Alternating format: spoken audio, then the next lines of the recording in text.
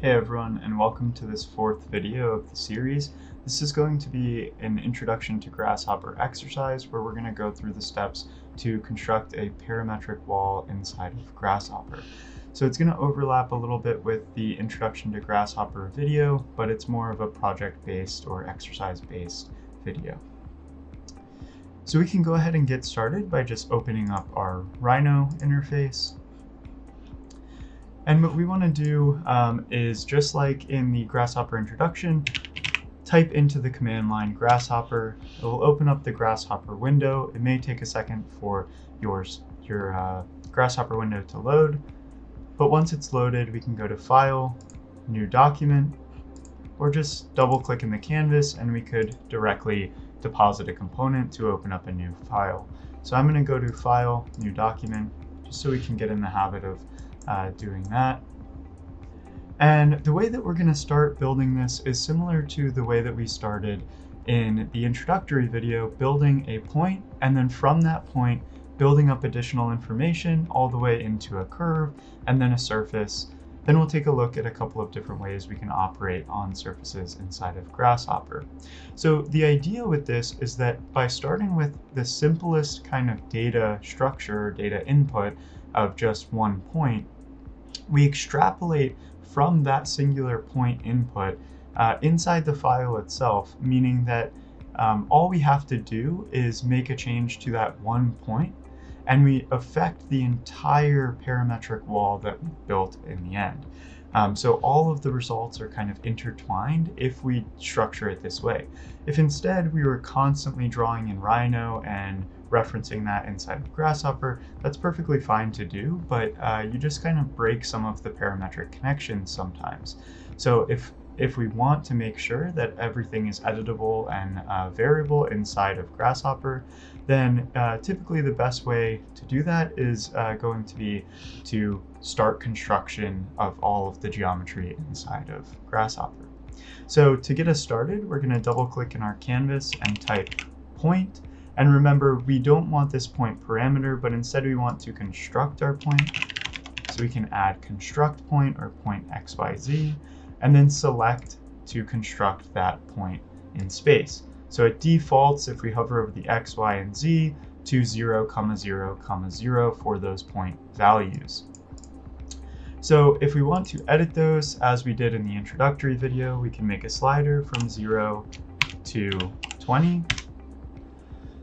And we can copy this 3 times, one for each input coordinate, so 0, 0, 0.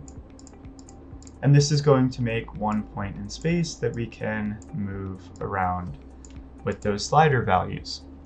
So just like in that introductory video, if we wanted to make multiple points, we would need to feed not one singular value into each of these, but we need to feed a list of values or a list of numbers into this construct point to move that point in space, which we covered in the introductory video, but we'll be doing that slightly differently in this video to explore some other options. So last time we used a move component, plugged this point into the move component, and then it also took a translation vector. So we were actually kind of practicing moving that point in space by a certain number of vectors, and that's what constructed the list of points, which eventually made a polyline.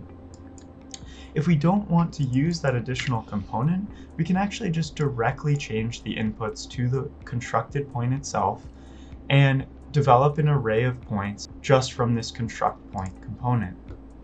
So instead of inputting 5 into the X, if instead we input a range of numbers into that X, even if our Y and Z values were still a singular integer value, we would still be constructing multiple points, or a list or array of points. So I'm going to go ahead and delete these 3 slider values, and we're going to keep our construct point here, but we're going to start building out a range. So if we double click, we can type range, hit enter, and as a reminder, this takes an input domain and number of steps. So I'm going to double click and type construct domain so that we can have control over the domain, so the minimum and maximum values for this range of numbers. And in the inputs, we just want singular numbers, so I can make a panel, which is going to allow us to control the minimum and maximum values. So our minimum, we can just say is 0. So we'll kind of base that around the origin. And then if I copy this with left click and Alt, and then plug this into the B value and change its value to 20, then our maximum value of that domain is 20. Now if we hover over the R, we see already that with 10 steps specified in the N input to this component, we get a result of 0, 2, 4, 6, 8, 10, 12. As we're ranging from 0 to 20, but we only have 10 steps, that's giving us 11 numbers from 0 to 20 with a step value of 2. So 10 total steps, step value of 2, resulting in 11 numbers. Now that's perfectly fine, and we could just directly plug this in, or we could adjust this step value to 20. And now we get a range of 21 numbers from 0 to 20. So either way is fine, and we'll really know better how to control that based on certain results later on in this demonstration. So if we just go ahead and plug this range into our X, already we're going to get a list of points, or an array of points that have X values 0 through 20. It will give us 21 total points because of the 21 values we're feeding into the X, and all of the Y and Z coordinate values are going to be 0. Now if we wanted to edit those Y and Z values like we did in the previous video with something like a graph mapper so that we have that variable control, what we want to do is structure a graph mapper to read the input domain or input range from this range component, take that input, translate it with some mathematical function, and then give us certain values for the Y and Z coordinating with these X values. So we're going to basically be constructing 21 values so that the data matches the exact length of this first list, the 21 length list in the X. So we want 21 values in the Y and 21 in the Z.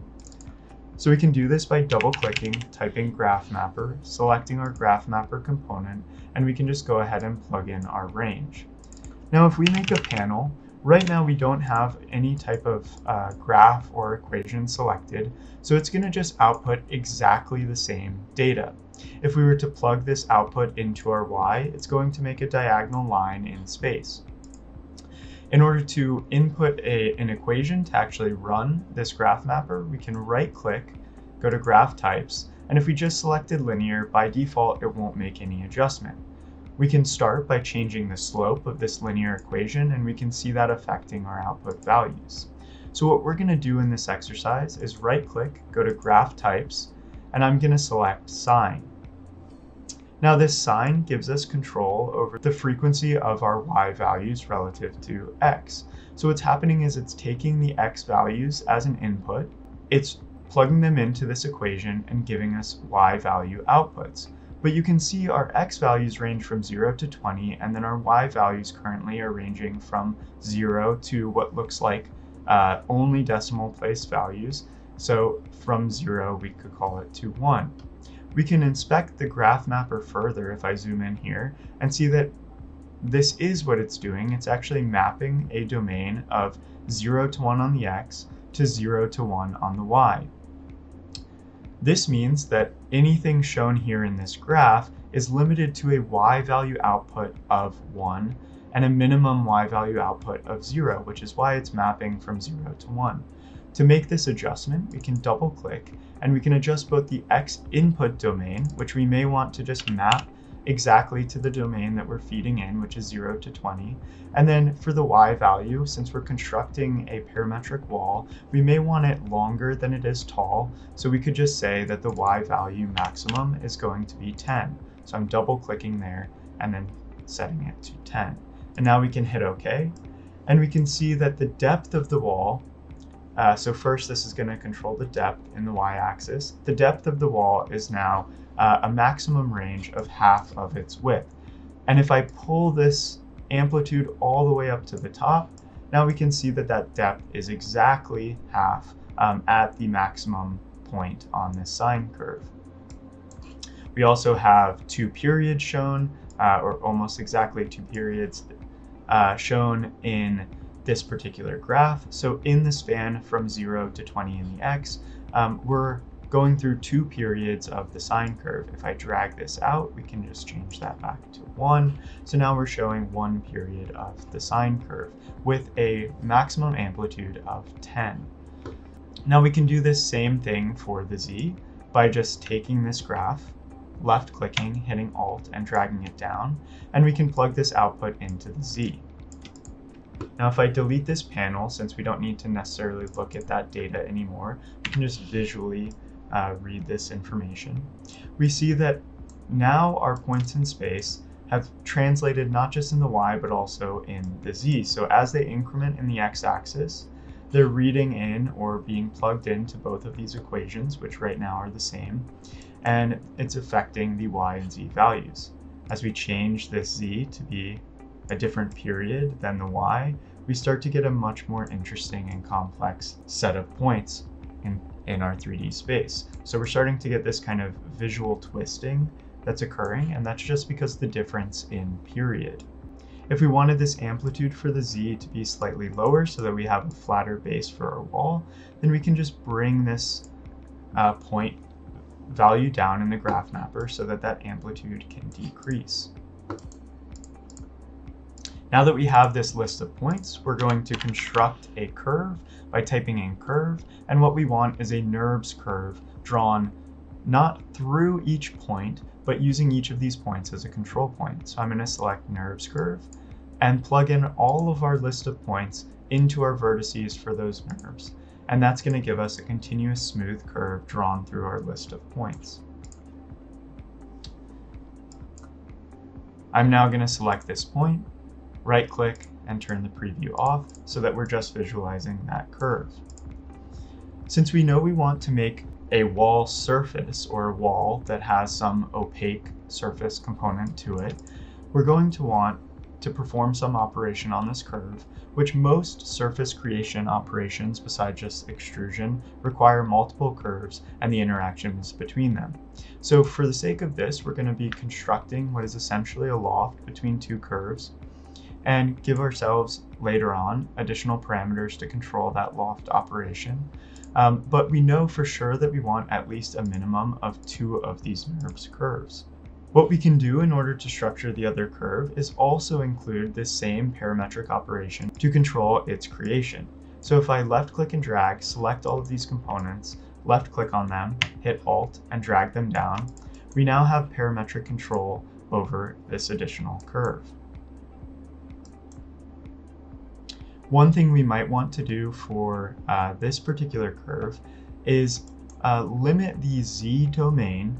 So imagine if we know that one of these curves is going to be the bottom and one is going to be the top, we may want to make a domain for the z-axis just for the first bottom curve that is from 0 to a particular range in height. This way it doesn't conflict or overlap unintentionally so with a particular range in height of our top curve.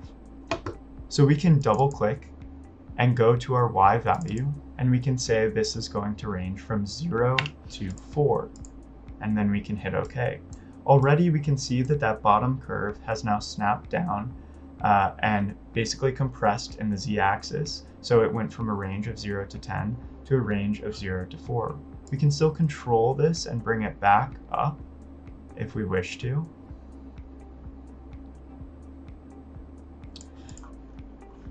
But the general idea is that we know we want our bottom curve to sit entirely beneath our top curve. That way we have some wall height all the way across. So now the second operation we need to do is edit the domain of our second curve, starting from the maximum of our first curve, going to the maximum height we wish to achieve, which can be 10. So now we have that minimum height where it shows 0 on the graph is actually 4. So it's an output value of 4.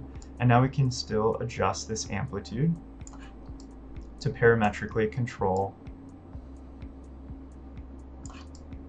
that top curve.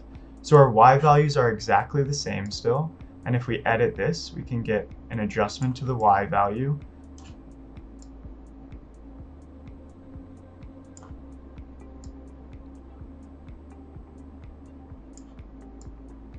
That's coincident with the adjustments to the Z.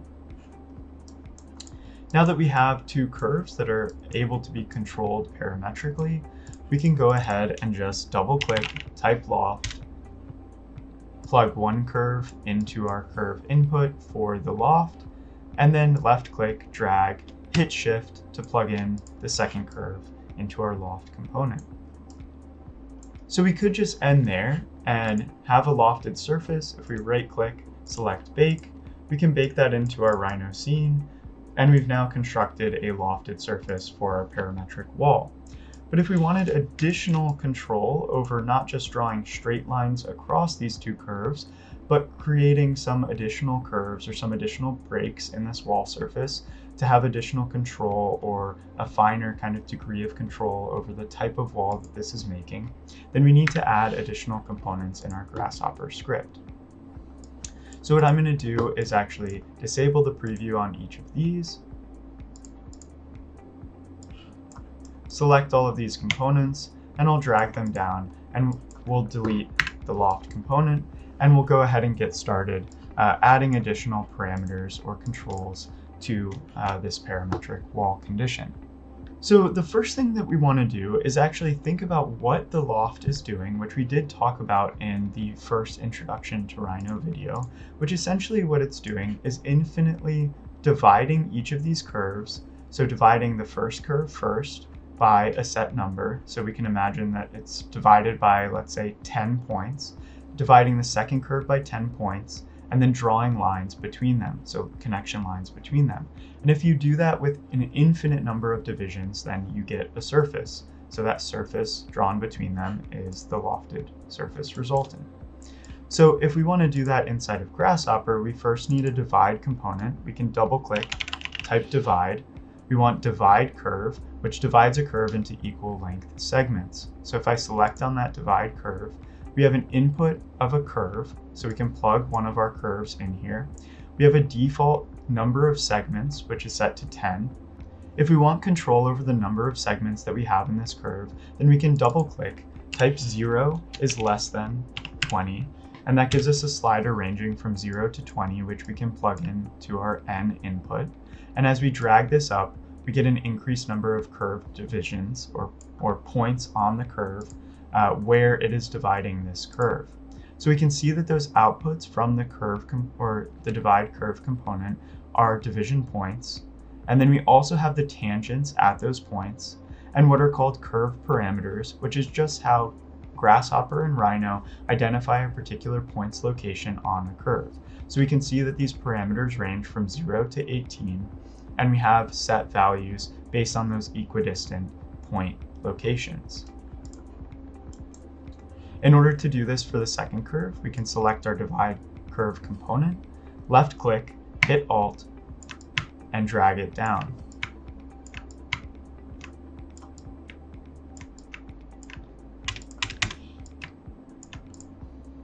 Then we can left click on this curve output, drag it into our divide curve, and we now have the same slider controlling the number of divisions on both curves. This is important because for each point on one curve, we want a matching point on the second curve. This way, when we double click and type line, we can construct a line using the output points from our bottom curve divisions and then connecting them to the top division points of our top curve. So this is going to parametrically draw a number of lines, and as we increase the number of divisions, we get more lines drawn across our curves. And we can also change our actual curve profiles here, and it automatically updates all of the components connected after. So this is the parametric control of these components. Now what we want to do is not just replicate exactly what a loft is, but we want to draw points through the midpoint of each of these lines, so drawing points through every single one of these lines. And then we're going to take those points, adjust them, draw a curve through that middle section, and now that will give us 3 curves to loft through.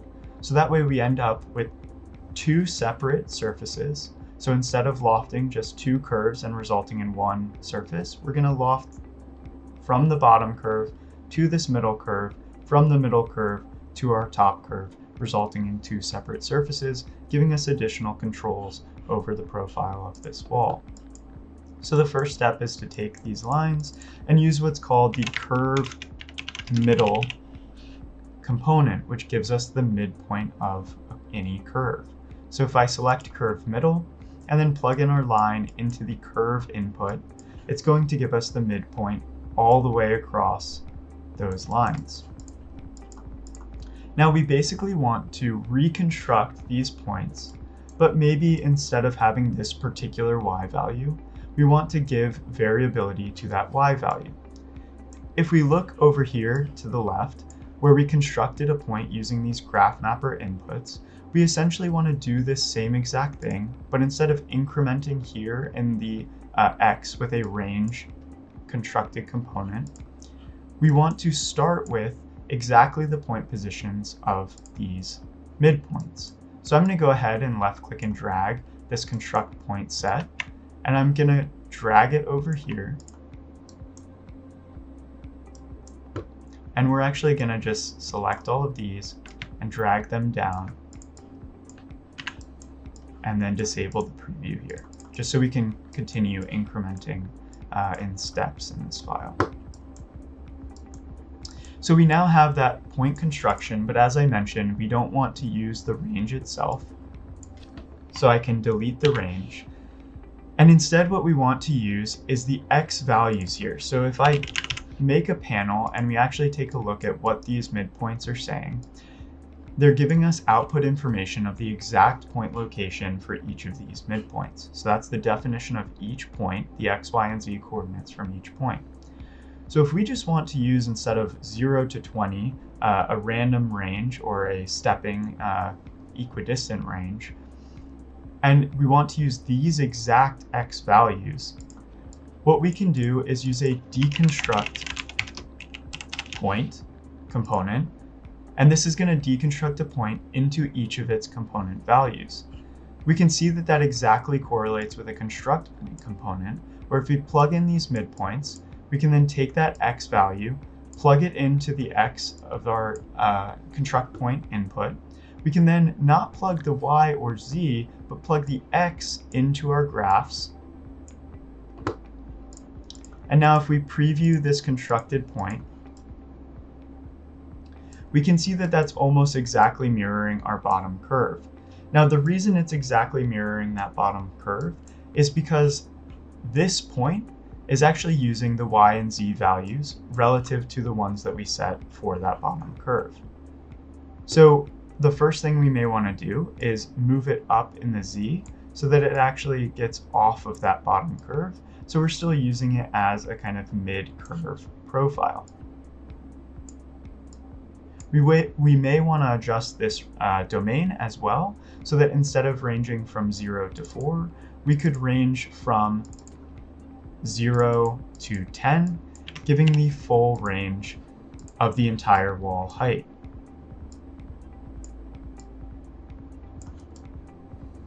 So now we can see those points moving in space, and it still gives us the ability to drop all the way down to 0 or all the way up to 10, instead of just sitting in the middle at the midpoint sections.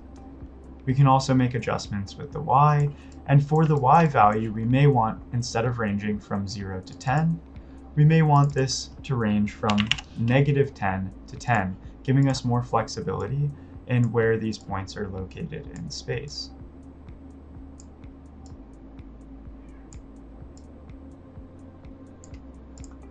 So I'm going to just adjust those values very quickly, and then I can delete this panel. And we can see here that we have 2 sets of points drawn in space. If we want, we can just go ahead and disable the preview on those earlier ones. And we now need to draw out a curve through this list of points. So just like we did previously, I'm going to select all of these components, drag them down, zoom into our endpoint component, double click, type curve, and we're going to draw a NURBS curve through this list of points. So we now have that curve drawn through the list of points. In order to make the lofted surfaces, what we want to do is take this first curve and draw a lofted surface from there to our second curve, and then from our second curve to our third curve. So we can do this with two lofted components. So I can just copy that. The first is from our bottom curve, so I'll plug that in, to our mid curve, which I can left click, hit shift, and plug in. And we just want to be sure that this output curve here is flattened with this input curve. So typically in Grasshopper, if the data is not flattened, we would see actually a dashed line here. And we're not seeing that because we're actually joining the data inside of this input to the loft. So sometimes a better way of doing this is by double clicking and typing merge so that we can actually merge the data or combine the data into a list. And in this case, we want a list of two curves. So we'll plug in the output from this first curve, the bottom curve, and then we'll plug in the output from our middle curve.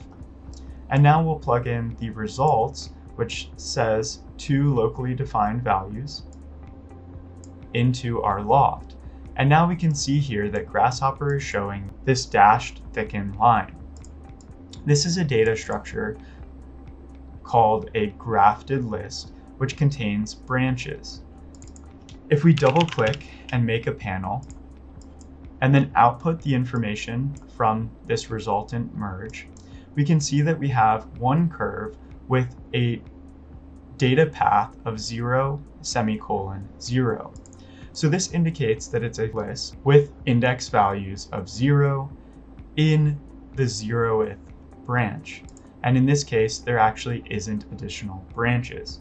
So branches can be thought of like lists that can be nested into one another. And it's what allows for Grasshopper to loop through or process individual elements as iterated operations. So we'll talk more about that in future videos. But for now, it's just important to know that this data structure of our second curve containing 3 zeros here means that it's actually a grafted list, and it's reading in with an additional branch value.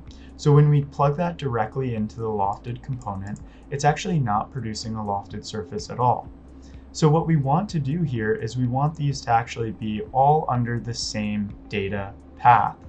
So if I right click on the R and I select flatten, we can see this says flatten all data in this parameter into a single list. That is what we want because we want a single list for our loft to read. So we now have that lofted surface drawn out between those two curves. We can see that that's a flattened list with only one value here, 0, meaning that we have an entirely flat list. We don't have multiple lists contained within here. Otherwise, we'd see an additional heading below with some additional data below it. We also can see that we have curves that are contained within this output, and we have an index of 0 and an index of 1. So the first item of our curve is going to be our top curve, and then the second item, or index 1, is going to be our middle curve. That's all plugged into our loft, and we're now getting a result in our loft of one untrimmed surface. If we do this same thing, so I'm going to just select all these components, copy them down, and we go from this middle curve, so that's going to be our data 1 input to that merge, and then we use our top curve here as D2. We're now drawing a second surface across it. So we now have those two surfaces drawn out.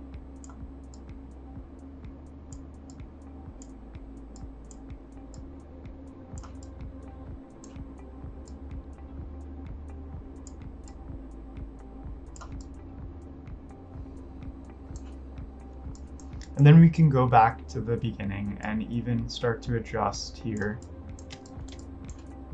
our original input values. So we can start to flatten out that base a little bit more, maybe get more stability there. so that we have slightly smoother lofts between those surfaces. We can also start to pull up Z values here so that we get a little bit more height all the way across our wall.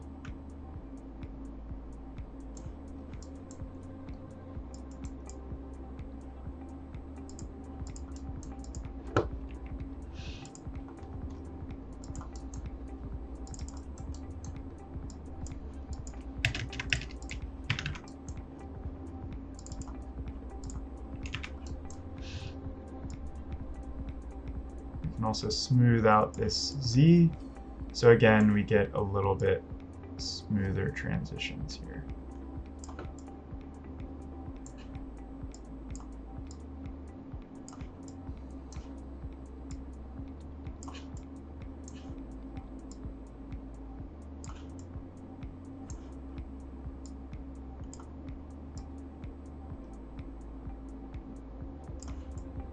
Okay, there we go. So we have those two lofted surfaces, and if we wanted to combine them, we would just be able to use brep join to join two surfaces. We could plug in our one lofted surface and then the other, and we can see that that creates one open brep, which is our joined surfaces. Then we could right click, select bake, select our surface inside of Rhino, and we can see we get that resultant surface, which is two lofted surfaces combined together.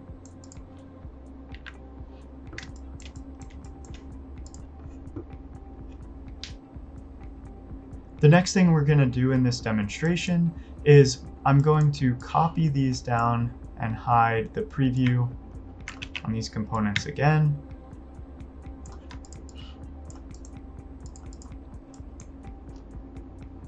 Then we're going to hide all of the components before our final resultant surfaces.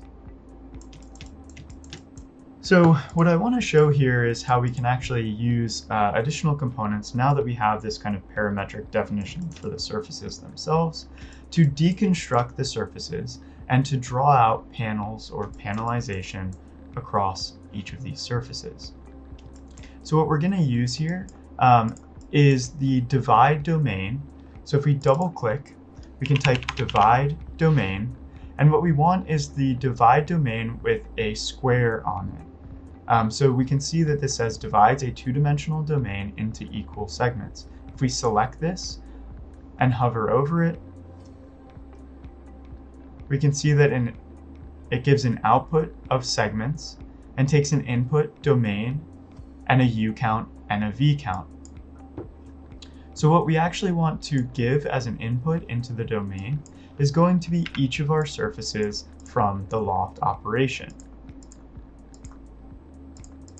So if we want to preview both of these just so we can take a look, we can first drag the first loft into our input into the domain, and this is going to give us a U domain on the surface as well as a V domain on the surface. Our U and V's then are the number of segments that we want to divide. So this is going to be very similar to when we divided the curves using a curve division. But since a surface has two dimensions, a U dimension and a V dimension, right? So one is going to be this vertical dimension here, and one is going to be the horizontal dimension across. It's also what we see when we see ISO curves drawn in shaded view inside of Rhino. So those are drawing out the U and V's on the surface. So this is going to divide based on whatever our input values are to the number of segments here. It's going to divide that surface into a number of panels. So first it just divides into individual U and V segments, and then we're going to need an additional component to actually make those surface divisions. So first, what we want to do is control the number of U and V divisions. So we can make a slider from 1 and then make this to less than 20, hitting enter. And then we can plug this into the U, and then we'll make an additional one, which we can plug into the V. Now we can copy this surface division and then plug in the second loft into it. So if we want to visualize these domains, what we can do is go to the Surface tab, go to Utilities, and we can select ISO Trim, which is going to give us the actual representation for the panel that we've divided. So what this takes as an input is an input surface and then an input domain. So we've already done the divisions on these domain segments, and we can make a panel here just to read that data output. Right now we have a U and V count of 1, which is why it's giving us only one domain in the U and one domain in the V, because we've specified all we want is 1 in each of those. So we can plug in our loft into our subsurface component, and then we can plug in our segmented domains into the domain input. Then we can hide our loft components, and we can take a look at this subsurface, which right now is just giving us one trimmed surface, so one untrimmed surface. But as we scrub or scroll through these sliders, we can see that we're drawing out additional divisions, and we're actually making multiple untrimmed surfaces, which are the panels on this surface. We could select that component, right-click, and select Bake, select SELL, select Last, and we can see those panels actually drawn out. And they have their own individual ISO curves drawn on them. But if we want to turn those off, we can go to the Property menu inside of Rhino and uncheck Show ISO Surface. And now we can see that each one of those tiles, based on our U and V divisions, are drawn out as a separate untrimmed surface. So we can go ahead and select those and delete. So that's one way to produce panelization inside of Grasshopper on a surface. And if we copied this component down to the second surface, we could also use those divisions to make the panels for that second surface. And you can see that they're also aligned at exactly the same point because we're using the same U and V divisions for both. So we can make them a lot tighter in the U, we can loosen them in the V all the way to 0, or we can increase that count. Now if we select all of these and copy these down, I'm going to show another way of constructing geometry using the logic of panels or divisions on surface geometries. So we can go ahead and delete these last couple components, and then I'm going to disable the preview of the components above. What we want to do is actually use something called a box morph. So if I double click, I'm going to type Box Morph, and then select this component for Box Morph. And if we hover over the middle, we should see information which says morph an object into a twisted box. So what this component is going to do, it's going to take an input geometry, which is this base geometry input, and then a reference box drawn around that geometry, and it's going to take that box and twist it in space so that the corners of that reference box align with a new target box. So you can think about this as though you're reshaping that initial box based on moving each of the corner points to that second target box. Now in order to use this, we first need to draw out boxes or target boxes onto the surface that we're trying to array these onto. So we can do this with something called a surface box component. If we click on that component, we can see that it takes an input surface, so we can plug in our surface, an input domain, so we can plug in all of our divided domains, and then an input height, which we can make from 0 is less than 10. And if we plug that in, we'll start with no thickness, and then we can make it thicker.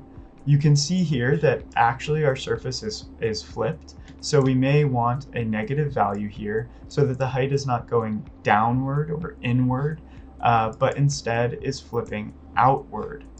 So if I delete this slider, double click, and type -4, and if we didn't want to just limit it to integers, but instead we also wanted to be able to use decimal values, then we can just say negative 4.0 is less than 4.0.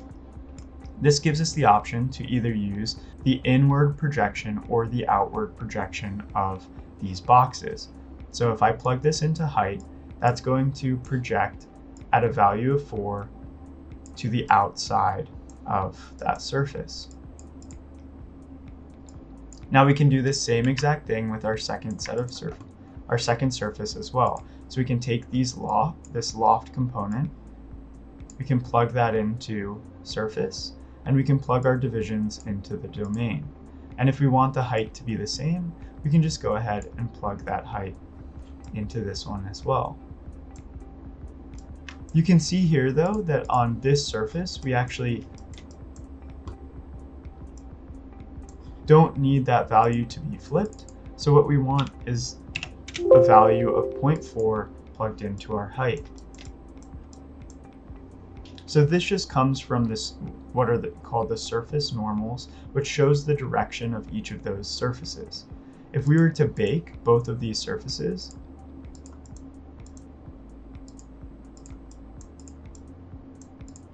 and then go to Display, Properties, and then turn on Color Backfaces, we can see that this bottom surface is actually flipped. So this green is telling us that the back side is facing out. If we wanted to adjust this so that actually the gray is facing out, we could type flip inside of Rhino. If we want these surfaces to be oriented to the same side, then what we need to do inside of Grasshopper is flip this surface. And we can do that with a flip component, which is going to take an input of our surface, and it's going to flip the normals of that surface. So now if we bake the output here of this component, we should be able to see that the gray is facing out. And now we can go ahead and plug the output of that surface into our surface divisions, as well as our surface input. And we just want to go ahead and use the same height now for both of those surface boxes. I'll turn the preview off on that flipped surface. So we can now see that they're both projecting outward. So now we have our surface boxes drawn across based on the U and V divisions on both of our surfaces. So we have those two sets for each of our surfaces, and those are going to eventually be the target boxes for our box morph.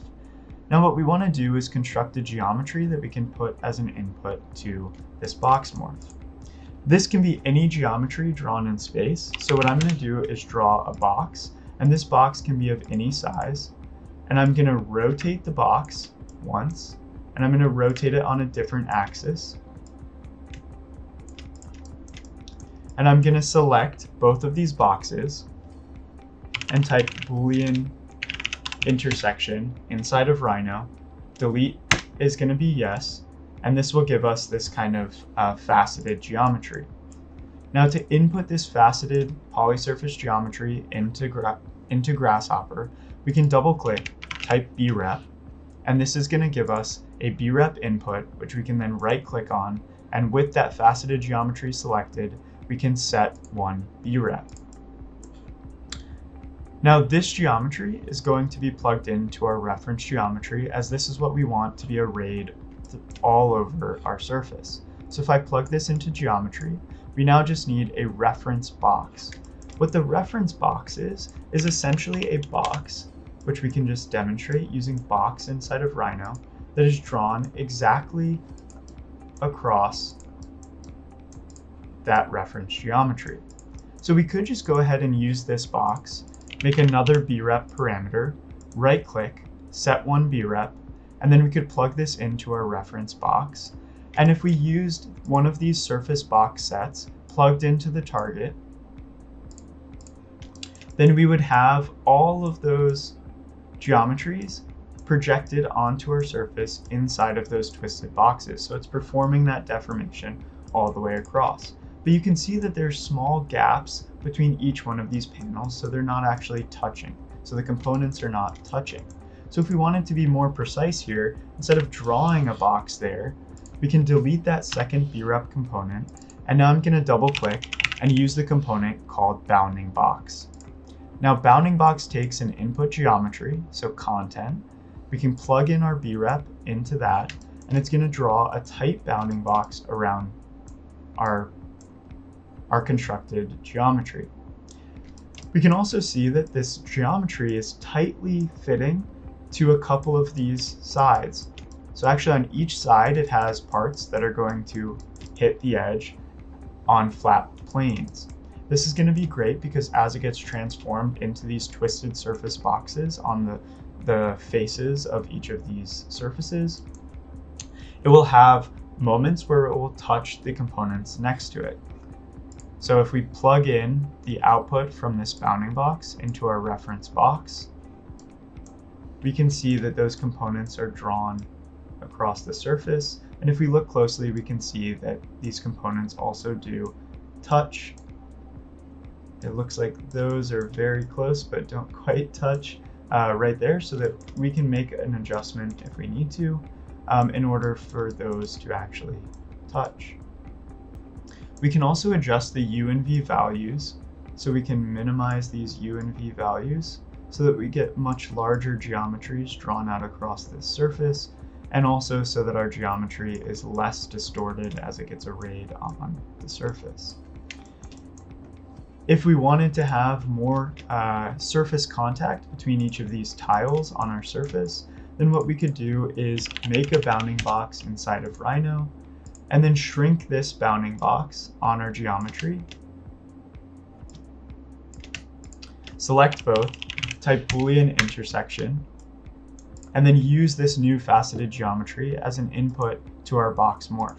So set one BREP, and now since it has less gaps between it and its bounding box, we see fewer gaps in the output from our box morph. If we wanted to combine both of these and use all of the surface targets, then all we would need to do is merge both the bottom surface as well as the top surface, and then plug them into our surface targets, or our box morph targets.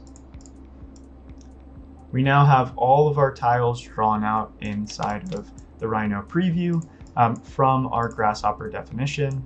And as we slide these sliders to control the U and V parameters, we can see that taking effect in our preview. We can also increase the height here, or we could go all the way back to the beginning and make adjustments to the actual wall curve itself, or the wall profiles themselves.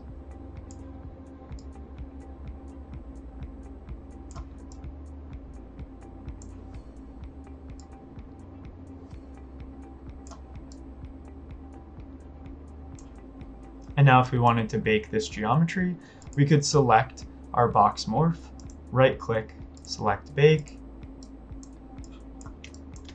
and then we can just drag this out so we can go ahead and see it a little bit better. And we can see each of those tiles perfectly fitted into one another. The only issue with this setup is that where the surfaces actually join, we don't have a perfect miter. So since they're both projecting outward, we don't have any unnecessary overlaps, or at least we shouldn't. And in this case, that is true because it's all outwardly folded. So it's a mountain and not a valley, which means there are no collisions there. But a nicer way of doing this would be to look through this last row and then the first row of our second surface, and use each of those elements to actually create a mitered connection there. So what we would be looking for is to get this point here on that first box to match with that point coordinated to the last row of boxes on our first surface. So since this is an introductory video, I'm not going to go through all of the data management for this, but what I'm going to do is go ahead and we can hide these previews, And I'm going to open up a demonstration file and just walk you through how you would go about doing that mitered connection. So I'm going to go to File and Open. And we can take a look here with the geometry that we just had plugged in, just so that we can see some consistency. So I'm going to go all the way in here, and right now we have a mesh plugged in, and that's just because it's going to run a little bit faster if the geometry we're using in our Box Morph is a mesh. So if we want to convert that, we can just type mesh in Rhino, hit enter, OK. We can now select that mesh inside of Rhino, right click on this mesh, set one mesh, and that's going to set the mesh that we have here as our mesh inside of our preview. Just like we did previously, we can zoom into the U and V's, and we can make adjustments to the U and V count.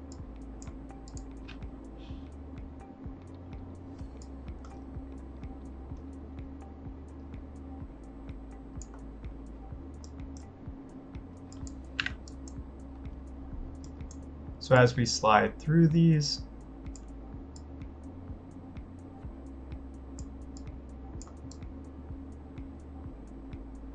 you can see those tiles updating with our geometry and based on those surface divisions. And if we bake this geometry, we can take a look at what it's actually doing with those mitered edges. So I'm going to go ahead and bake.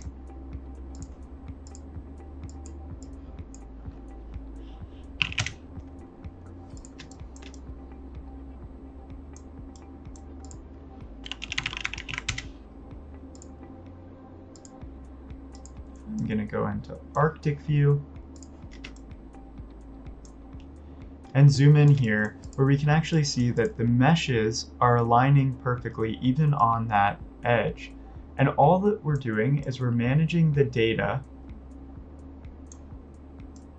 See here? So we're managing the data of each of those target boxes, and we're taking those points that needed alignment, and we're moving them towards each other just on that edge, so that we can get them to cleanly overlap on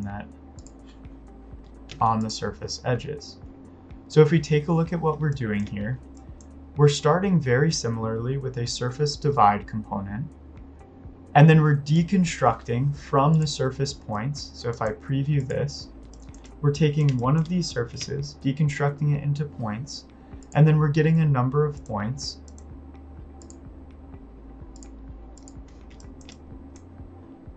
that are split up into the rows of U and V surface divisions.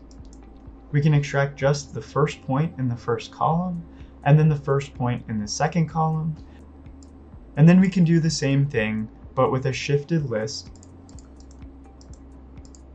looking at the second point in the first column and the second point in the second column. So we're just manually drawing out here that twisted box, or that target box on the surface. We're then constructing these moved points so that they can actually perform that offset of the box for us. And we're plugging all of this in to a twisted box input, so this component can actually draw that twisted box.